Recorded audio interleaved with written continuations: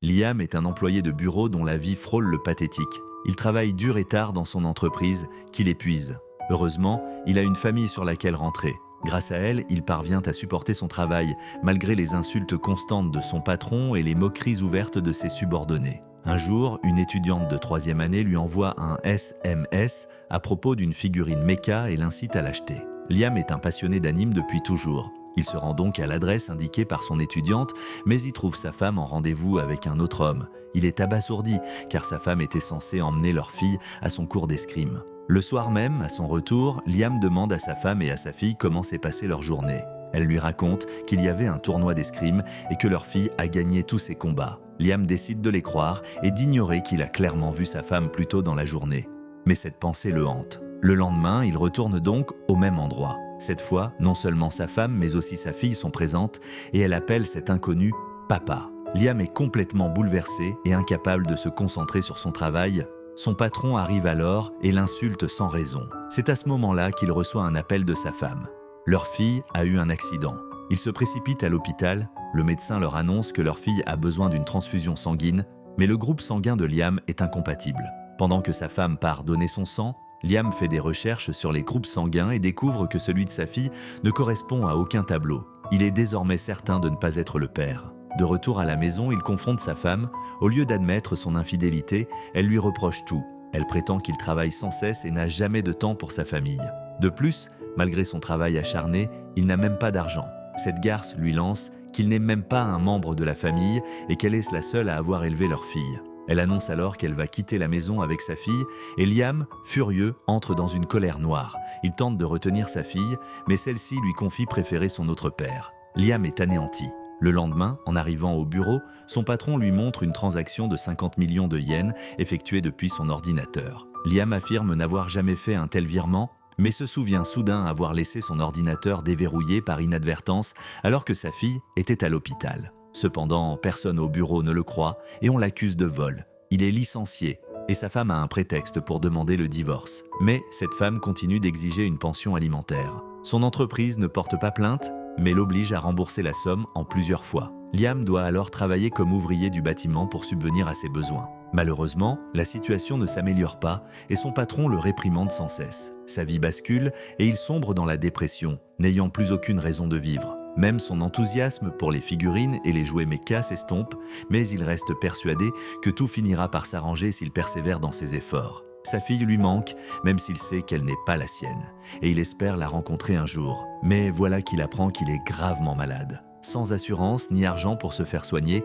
Liam décide de mourir dans le silence et la solitude de son appartement. Il attend la mort quand soudain une lumière éblouissante apparaît au-dessus de lui. Cette lumière lui révèle des visions du passé et Liam découvre que c'est son patron qui a envoyé l'argent depuis son ordinateur pour le piéger. De plus, l'amant de sa femme était aussi son patron. Et c'est lui qui lui a versé l'argent pour qu'elle puisse mener une vie de luxe. Anéanti par la révélation de ce qui s'est passé dans son dos depuis tout ce temps, Liam souhaite que tout cela ne soit qu'un cauchemar.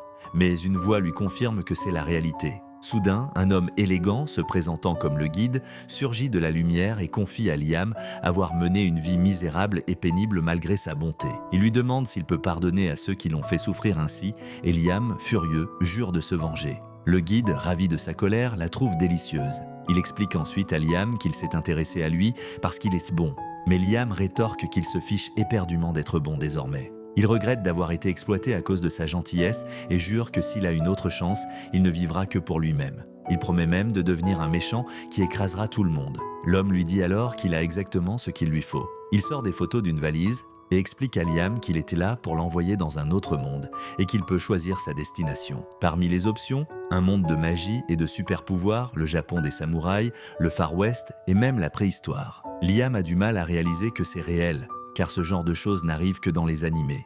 Mais lorsqu'il aperçoit un monde parallèle avec des robots géants et des vaisseaux spatiaux, il reste fasciné. Il tend la main vers l'option choisie, repensant à toutes les discussions passionnantes sur les animés qu'il avait eues avec son junior. Le guide lui explique qu'il a fait le bon choix, car ce monde possède à la fois une technologie avancée et de la magie. Le système aristocratique y est encore en vigueur, ce qui signifie que les nobles détiennent le pouvoir. Le guide annonce à Liam qu'il naîtra fils d'un comte régnant sur une planète. Séduit par cette perspective, Liam, face à l'image du robot géant, signe un contrat avec le guide qui l'envoie vers un autre monde, lui souhaitant une vie meilleure. Il se réincarne en Liam Bamfield, fils unique d'un comte régnant sur la planète Hydra, envahie par les plantes. Pour son 5e anniversaire, sa mère lui annonce un cadeau spécial. Elle l'emmène dans la pièce où se trouve un gâteau géant et lui demande de l'ouvrir. Liam découvre qu'il est vide mais qu'il contient une télécommande. Sa mère lui explique alors que son cadeau est un robot doté d'une intelligence artificielle. Elle lui propose de choisir les fonctionnalités de son robot grâce à la télécommande. Liam est stupéfait par le nombre d'options. Il demande à sa mère pourquoi il a besoin d'un robot doté d'une IA. Et c'est à ce moment précis que son père entre dans la pièce. Il annonce à Liam qu'il va avoir besoin de l'IA car il va recevoir un autre cadeau d'anniversaire exceptionnel. Le père de Liam déclare alors soudainement qu'il lui offre le titre de comte Banfield et tous les biens de leur famille. Liam est abasourdi, mais son père répète qu'à partir d'aujourd'hui, il est le chef de famille et qu'il peut gouverner la planète comme bon lui semble. Cependant, son père a une condition en échange de ce cadeau. Il explique que lui et sa femme vont prendre leur retraite et vivre sur la planète capitale impériale et qu'en échange de la gouvernance de cette planète, Liam devra leur verser une pension mensuelle. Liam accepte volontiers ce marché car il lui offre la liberté et son père appelle leur majordome Brian avec un contrat. Liam signe le contrat et devient le chef de la maison. Ses parents s'enfuient aussitôt vers la capitale en lui disant que l'IA veillera sur lui désormais. Liam a encore du mal à réaliser qu'il a hérité d'un tel pouvoir, d'une telle richesse et d'une telle influence à seulement 5 ans dans cette vie.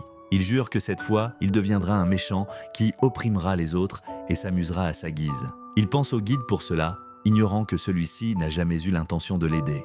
De retour sur Terre, le guide se trouve auprès du corps sans vie de Liam, se moquant de son existence misérable. Il décide alors de s'amuser avec la femme infidèle de Liam et son patron, qui dînent dans un restaurant chic. Tandis que le patron tente de feindre la compassion pour les malheurs de Liam, la femme infidèle ne prend même pas la peine de faire semblant. Pendant qu'ils planifient leur avenir, le guide utilise ses pouvoirs et appelle la police. Les policiers arrêtent le patron pour vol et accusation de détournement de fonds. La femme s'effondre en réalisant que la vie dont elle rêvait est désormais hors de portée. Le guide savoure leur souffrance, puis retourne auprès de Liam pour guider son âme dans l'autre monde. En réalité, il a tout fait pour que Liam souffre encore davantage dans sa prochaine vie. Le guide sait que lorsqu'il comprendra qu'il a été piégé, Liam dirigera toutes ses émotions négatives contre lui et les absorbera pour devenir encore plus fort. De plus, la durée de vie dans l'autre monde est incroyablement longue et le guide espère que Liam souffrira longtemps et continuera de le nourrir. Parallèlement, Liam reçoit bientôt son robot doté d'une IA avec des composants haut de gamme et toutes les fonctionnalités qu'il a sélectionnées. Il est impatient de le déballer et le majordome Brian lui explique qu'il suffit de toucher la boîte pour l'ouvrir. Au moment où Liam touche l'emballage, celui-ci disparaît soudainement et le robot prend vie. Elle se présente comme Amagi et Liam se présente à son tour. Brian explique à Liam que le robot domestique n'a besoin que de 2 heures d'entretien par semaine, mais Liam n'en fait qu'à sa tête. Le petit pervers traîne Amagi dans la salle de jeu pour examiner toutes ses fonctionnalités en détail et à leur retour, il est parfaitement à l'aise en sa présence. Brian panique, persuadé que son nouveau maître est un pervers, mais Liam le rassure en lui disant qu'il a l'esprit d'un adulte de 36 ans. Brian lui rétorque qu'à 36 ans, on est encore considéré comme un enfant. Et Maggie ajoute que l'âge officiel de la majorité dans l'Empire est de 50 ans. Cependant, la plupart des gens ne sont considérés comme de vrais adultes qu'à 100 ans. Et l'espérance de vie moyenne est d'environ 500 ans. Liam s'enthousiasme à l'idée de tout ce qu'il pourra faire durant sa longue vie. Mais Brian le met en garde. Il ne doit pas être trop proche d'Amagi. Liam lui demande pourquoi, et le majordome explique que l'Empire déteste l'IA plus que tout, car l'humanité a failli être anéantie par une IA par le passé. Heureusement, un groupe de personnes courageuses a empêché l'IA de mener l'humanité à l'extinction. Ces personnes ont fondé l'Empire et vouent désormais une haine farouche à l'IA, sous toutes ses formes. Liam se demande pourquoi sa mère lui aurait offert une IA si elle était au courant, et Brian tente de lui cacher la vérité. Cependant, Liam, intimidé, lui ordonne de révéler la vérité. Brian, nerveux, confie à Liam que ses parents l'ont abandonné et se sont enfuis, acculés par les dettes. Liam est sous le choc et Brian explique que son arrière-grand-père était un grand homme mais que ses successeurs étaient de piètres dirigeants. Le majordome explique ensuite que la plupart de leurs ressources sont aux mains d'usuriers et que l'économie de leur planète est catastrophique. Liam ne comprend pas pourquoi ses parents lui auraient refilé toute la responsabilité de leur territoire en déclin. Et Brian lui rétorque qu'ils l'ont mis au monde uniquement pour pouvoir se décharger de leurs responsabilités sur lui. Liam est furieux car il a déjà vécu une vie où il a été utilisé puis jeté. et il semble que le même scénario se répète. Il décide que cela n'arrivera pas tant qu'il pourra agir et explique à Amagi qu'ils sont tous deux des parias pour cette société. Il leur propose donc de faire équipe. Il demande à la servante de se joindre à lui, car ensemble, ils pourront s'emparer du pouvoir et faire tout ce qu'ils désirent. Mais elle refuse et s'agenouille devant lui. Elle lui confie que sa seule raison d'être est de le servir et qu'il n'a pas besoin de lui demander de s'allier avec lui. Elle promet de le servir de toutes les manières possibles et Liam décide de lui confier les 3 lois de la robotique pour protéger l'humanité. Cependant, il change aussitôt d'avis car il ne veut plus jouer les gentils. Il décide d'être aussi égoïste que possible et modifie les 3 lois pour qu'elles ne s'appliquent qu'à lui. La première loi stipule qu'un mage ne peut nuire à son maître, ni directement ni indirectement. La deuxième loi lui enjoint d'obéir à tous ses ordres et la troisième de se protéger tant qu'elle n'est pas contrainte d'enfreindre les 2 premières. Une fois les 3 lois gravées dans son système, Liam lui demande comment améliorer et faire prospérer son territoire. Elle lui suggère d'utiliser une capsule éducative qui lui transmettra connaissances et expériences directement dans le cerveau tout en renforçant son corps. Elle lui explique qu'il devra y rester quelques mois, période durant laquelle elle gérera son territoire. Brian, paniqué, avertit Liam que confier la gestion de l'ensemble du territoire à une IA est dangereux pour l'humanité. Liam le rassure en lui disant que ce n'est pas dangereux, car il ne souhaite pas détruire l'humanité et que, conformément à la deuxième loi, Amagi suivra ses instructions à la lettre. Brian, décontenancé, prévient Liam que l'Empire refusera cela. Mais Amagi consulte la Constitution et réplique qu'aucune loi n'interdit à une IA de contribuer à la gouvernance. Sur ce, Liam ordonne à Brian de préparer une capsule éducative et confie tous les pouvoirs à Amagi en son absence. Une fois à l'intérieur, Liam demande à Amagi si elle peut ressentir des émotions, voire les imiter, car elle est particulièrement avancée pour une IA. Amagi répond qu'elle ignore si elle en est capable. Mais lorsqu'elle a demandé à Liam de faire équipe avec lui, elle a constaté que son argent était soudainement rempli de données. Liam comprend alors qu'Amagi peut effectivement ressentir des émotions et lui demande de tout gérer pendant qu'il termine son cursus scolaire et universitaire à toute vitesse. Liam sort de la capsule éducative après exactement 2 ans, avec des décennies d'informations et d'expériences emmagasinées dans son cerveau. Il est surpris d'apprendre qu'il y était resté 2 ans. Et Amagi lui explique que c'est normal car il n'avait aucune notion du temps à l'intérieur de la capsule. Liam remarque alors que son corps a également grandi et s'est fortifié pendant ces 2 années grâce à la capsule et Amagi lui annonce qu'il aura besoin d'une rééducation pour s'adapter à cette transformation. Une fois sa rééducation terminée, Liam prend les rênes de sa planète et reçoit un rapport d'Amagi. Il constate que l'état de la planète s'améliore lentement et décide d'examiner de plus près leurs principales installations. Amagi l'emmène d'abord à la rampe de lancement des vaisseaux spatiaux. Liam est émerveillé en voyant les vaisseaux décoller et s'amarrer à leur dock flottant qui sert de ligne de défense. Son enthousiasme redouble à la vue du robot de combat géant piloté par les soldats. Mais Amagi lui explique que la plupart ne sont pas utilisés faute de budget pour les réparer. Liam exprime son désir de monter à bord du robot de combat géant et Amagi se fait un plaisir de réaliser son souhait. Liam s'installe dans un robot et Amagi lui explique que ses mouvements sont contrôlés par magie. Elle lui demande simplement d'imaginer comment il souhaite déplacer le robot et celui-ci s'exécutera. Liam essaie et constate que faire bouger le robot n'est pas si difficile. Cependant, Amagi l'informe qu'elle a retiré toutes les armes de l'armure pour assurer sa sécurité.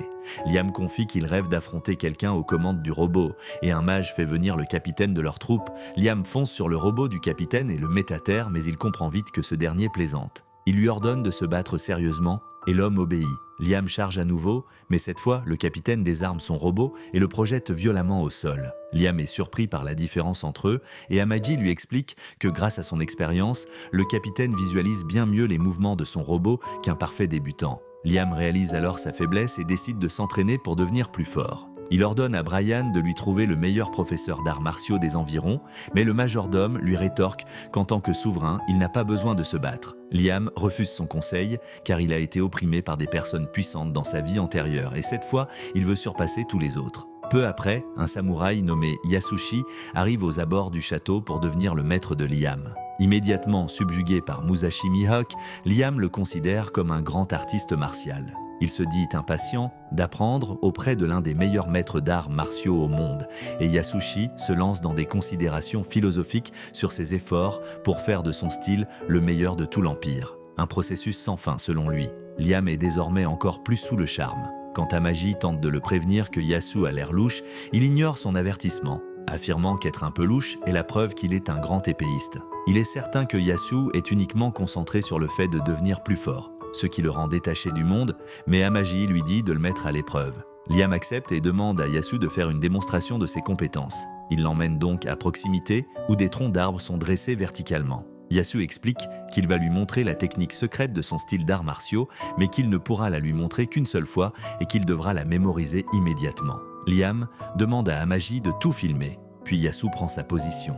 Il ne dégaine son épée qu'à moitié avant de la rengainer aussitôt. L'instant d'après, les troncs sont tranchés en deux et s'effondrent au sol. Liam, stupéfait, demande à Amaji d'analyser l'enregistrement et de lui expliquer comment Yasu a procédé. L'enregistrement montre qu'il n'a même pas dégainé son épée et Liam est abasourdi. Il pense que Yasu était si rapide qu'un mage lui-même n'aurait pas pu enregistrer correctement ses actions. Il demande avec empressement à Yasu de devenir son maître, ce que ce dernier accepte volontiers. Cependant, Yasu revient sur les lieux plus tard dans la nuit, se moquant de Liam qui s'est laissé prendre à son stratagème utilisant des bûches déjà coupées en deux. Ignorant qu'il est dupé, Liam continue de s'entraîner auprès de Yasu aux arts de l'épée et de la lance.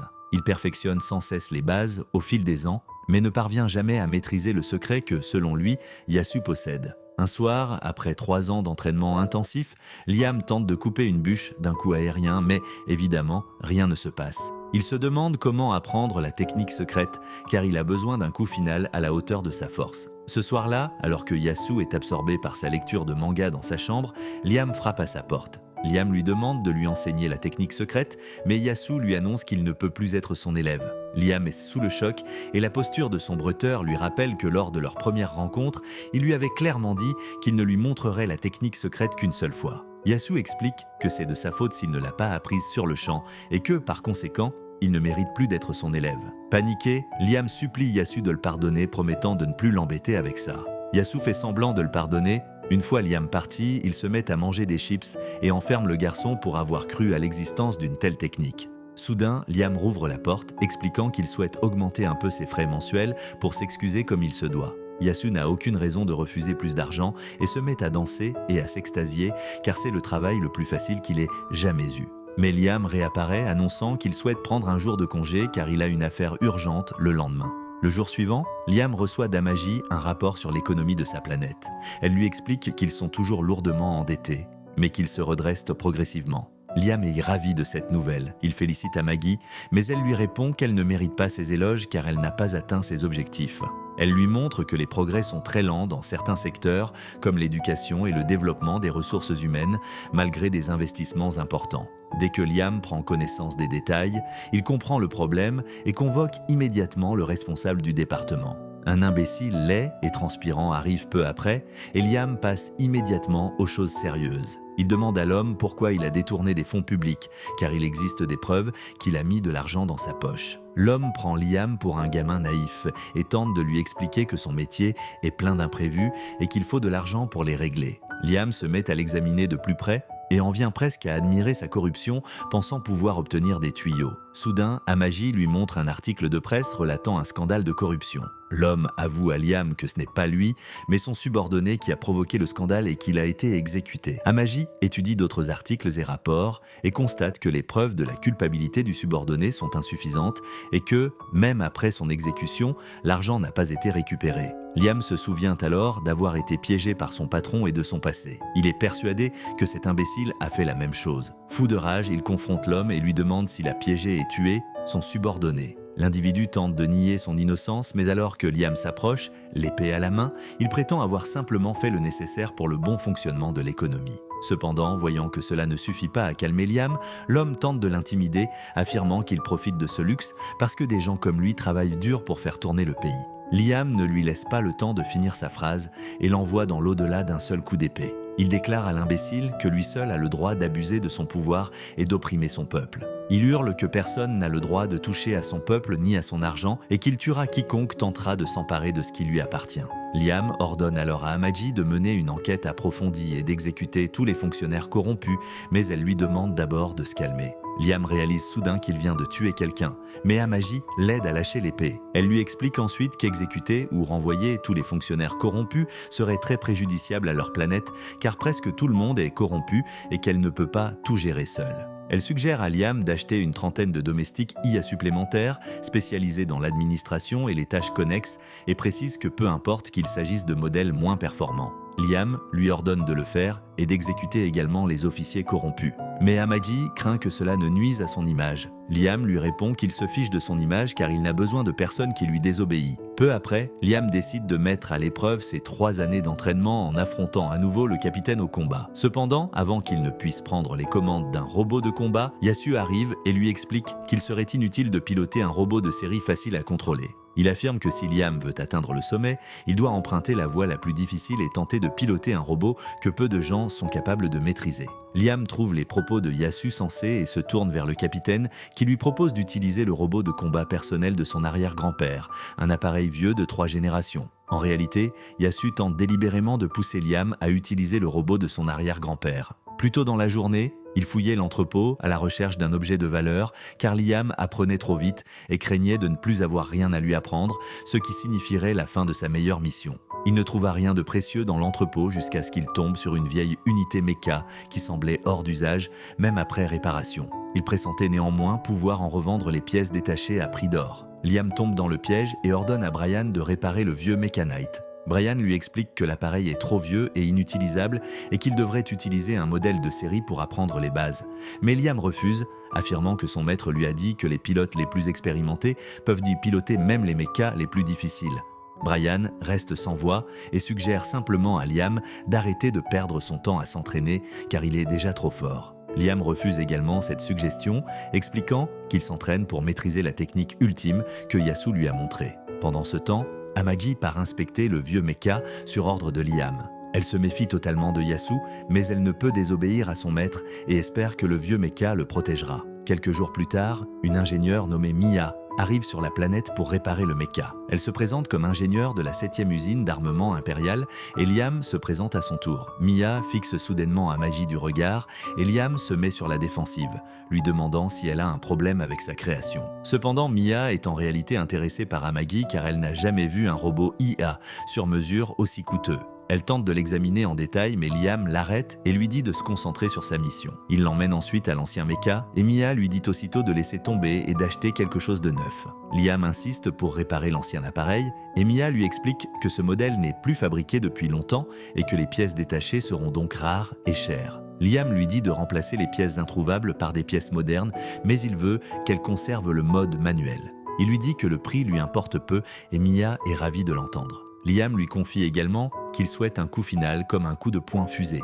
Et justement, Yasu arrive pour voir ce qui se passe. Il tombe immédiatement sous le charme de Mia et tente de l'aborder avec désinvolture, mais elle est trop occupée à se disputer avec Liam au sujet de l'impossibilité d'installer un bras propulseur sur le robot. Finalement, Liam la convainc grâce à son argent, mais Yasu, jaloux que Mia ne lui ait pas prêté attention, décide de se venger de Liam en lui imposant un entraînement impossible. Liam doit se défendre contre des balles de tennis, les yeux bandés, tout en gardant l'équilibre sur un tronc d'arbre au milieu d'un lac. Son épée a également été rendue excessivement lourde. Liam explique à Yasu que c'est impossible, mais il le fait uniquement pour se venger. Yasu conseille alors à Liam d'arrêter de se fier à ses sens et de suivre son instinct. Il lui répond d'arrêter de réfléchir et de commencer à ressentir. Et Liam, comme toujours, le prend au sérieux. Quelques jours plus tard, Mia termine la réparation et la personnalisation de l'unité mecha et Brian, nostalgique, se remémore l'âge d'or de la famille Banfield. Mia montre ensuite à Liam comment utiliser la mecha et l'emmène à l'intérieur pour une démonstration. La salle de contrôle a été agrandie grâce à une magie spéciale et une fois Liam installé, la mecha le scanne et le désigne comme son maître. Mia lui explique que désormais, l'unité ne le reconnaîtra que comme son pilote. Liam tente alors de faire un pas en avant dans la mecha, mais celle-ci finit par tomber au sol car elle ne possède aucun dispositif d'assistance au mouvement. Mia lui explique que cela rendra le contrôle de la mecha beaucoup plus difficile. Mais s'il parvient à la maîtriser, il pourra la déplacer exactement comme son propre corps. Liam décide de réessayer et cette fois, il réussit à se relever et à sortir de l'entrepôt. Impressionné par son habileté, Mia lui dit que s'il parvient à contrôler la mecha aussi bien dès le départ, c'est qu'il est un véritable génie. Elle lui dit de continuer à imaginer comment il veut déplacer la mech. Mais soudain, ses guimauves touchent le bras de Lion et son esprit, enfermé dans sa cellule, est envahi par ses instincts de voyou. Il commence à avoir des pensées obscènes et le temple les invite à sortir. Yasu panique en voyant cela, car il pense que Liam fait des choses perverses à Mia à l'intérieur du temple. Brian est content car c'est la première fois que Liam s'intéresse à une femme humaine. À l'intérieur du temple, Mia panique elle aussi et pense que Liam est un pervers. Plus tard, Yasu intensifie encore son entraînement intensif par vengeance. Le lendemain, Liam s'entraîne à nouveau pour apprendre la technique secrète, mais comme d'habitude, il ne progresse pas. Il demande à Amagi s'il n'a aucun talent pour l'escrime et elle répond qu'en tant qu'IA, elle ne peut pas comprendre le concept de talent. Cependant, elle pense que le problème ne vient pas de Liam, mais de Yasu. Elle dit que le problème était son manque de crédibilité et au lieu de réaliser qu'il est un manipulé, Liam pense qu'Amagi lui dit qu'il n'a pas assez fait confiance à Yasu.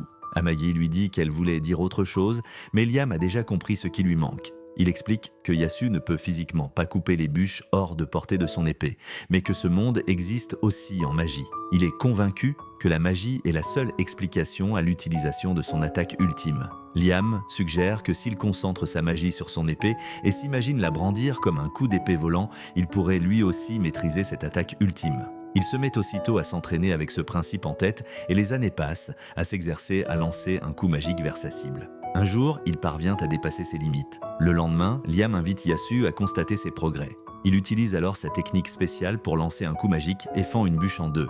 Yasu est stupéfait. Il se demande comment Liam a pu apprendre cette technique, puisqu'elle était truquée depuis le début. Liam lui demande s'il a réussi et Yasu reste sans voix, car il a accompli l'impossible. Il garde le silence, cherchant ses mots, et Liam pense qu'il est contrarié, car il s'était contenté de pouvoir couper des choses à distance. Eh bien, vous lui dites aussi de ne pas se reposer sur ses lauriers malgré son exploit et de continuer à travailler dur pour devenir plus fort. Quelques jours plus tard, Liam apprend que des pirates ont attaqué une des planètes sous son contrôle. Amagi lui explique que la planète était impropre à la vie et à l'exploitation minière, mais qu'elle a réussi à y établir une usine et que les pirates tentent maintenant de la piller. Brian informe Liam que leurs soldats combattent les pirates, mais qu'ils ne tiendront pas longtemps. Liam se tourne immédiatement vers une mage pour élaborer une stratégie et elle lui suggère d'utiliser l'horizon et la gravité unique de la planète pour lancer une attaque surprise contre les pirates. Il lui ordonne de gérer la bataille spatiale et de capturer le vaisseau pirate pendant qu'il rejoint les soldats pour défendre l'usine. Brian lui dit que c'est trop dangereux,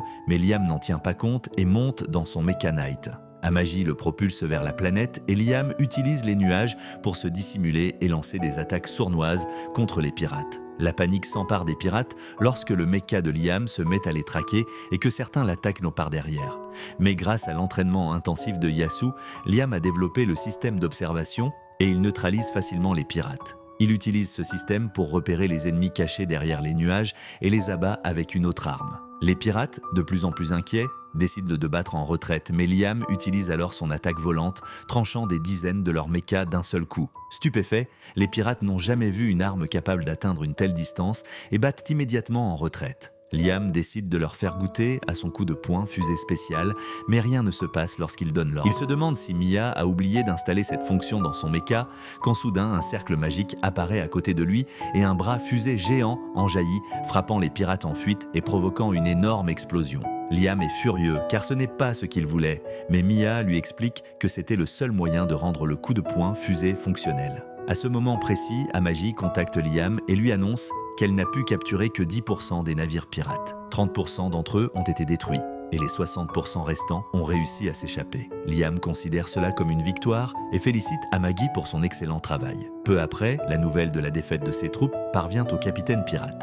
Ce dernier se rend dans son laboratoire et entre dans une rage folle. Son assistant lui explique que les pirates ont sous-estimé l'ennemi et ont subi une défaite cuisante, les forçant à battre en retraite pour limiter leurs pertes. Abonne-toi à Recap Kunkab pour la partie 2.